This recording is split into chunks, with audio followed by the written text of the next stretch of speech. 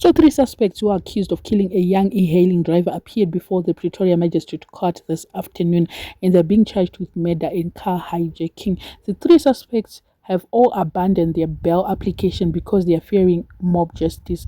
Police is still on the lookout for the fourth suspect. The matter has been postponed to 23 February 2026 to allow for further police investigations. They really need life in jail, nothing else. And police should not waste our time because there's a footage already.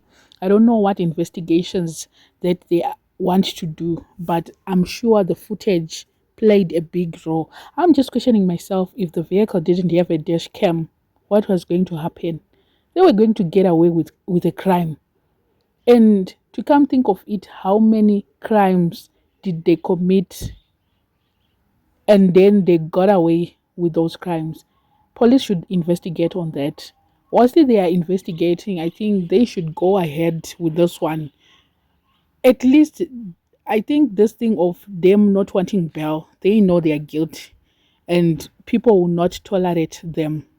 Wherever they stay, I'm sure they were planning to kill them or do something because they are not safe outside. They are safe inside where they are, and they know for sure that they committed this crime. According to the dash cam, their faces are there. So I think there's nothing, they don't need any bail application.